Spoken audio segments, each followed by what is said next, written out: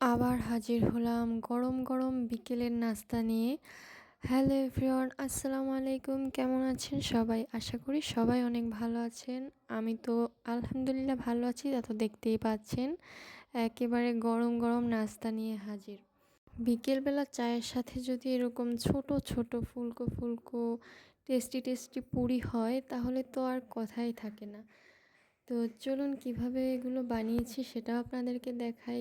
আমি প্রথমেই দেখিয়ে দিলাম যে আমি ডালটা সিদ্ধ করতে দিয়েছি, তারপরে হচ্ছে ময়দাটাও মেখে নিই। মূলত এখানে আমি আজকে আটা নিয়ে নিয়েছি।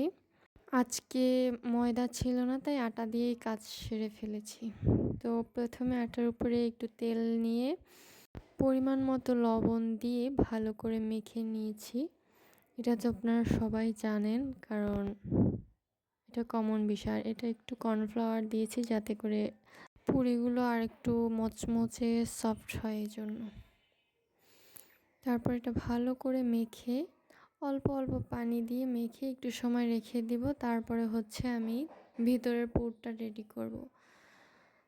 এটা এখনও মেখে উঠতে পারিনি আমি। অল্প অল্প পানি দিয়ে মেখে নিব প্রথমে, ব্যাস হয়ে গেছে। এবার এটা ঢাকনা দিয়ে ঢেকে রেখে আমি হচ্ছে পুরটা বানাতে যাব। অতক্ষণে যতটুকু হয় তাতেই চলবে।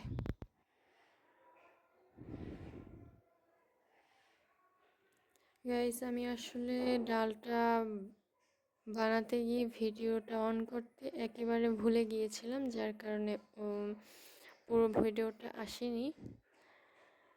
তাই পুরটা বানানোর শেষেই আপনাদের সঙ্গে শেয়ার করতে হচ্ছে। আসলে আমার এই একটা অভ্যাস যে আমি ভিডিও অন করতে ভুলে যাই। কিছু সময় হওয়ার পর যখন অফ করি, আবার পরবর্তীতে অন করতে একেবারেই ভুলে যাই। এই জন্য আমার প্রায় অনেক ভিডিও কাট হয়ে যায়। আপনাদেরও কি এরকম সমস্যা হয়? তাহলে কিন্তু অবশ্যই আমাকে একটু জানাবেন, তাহলে আমার ভালো লাগবে যে আমার মতো কেউ আছে। তো যাই হোক, আমার পুরিগুলো কিন্তু ভাজা প্রায় হয়েই গেছে। এই পর্যায়ে উঠিয়ে নিব। তো আজকের ভিডিওটা এই পর্যন্তই থাকবে। দেখা হবে পরবর্তীতে নতুন কোনো ভিডিওতে। আজকের ভিডিওটা আপনাদের কাছে কেমন লাগলো এটি কিন্তু অবশ্যই কমেন্ট করে জানাবেন, তাহলে আমার অনেক ভালো লাগবে। আর লাইক কমেন্ট শেয়ার করে পাশে থাকার অনুরোধ রইল। এই পুরিটা একটু পোড়া হয়ে গেছে, সমস্যা নেই। তো আজকে এই পর্যন্তই। সবাইকে আল্লাহ হাফেজ।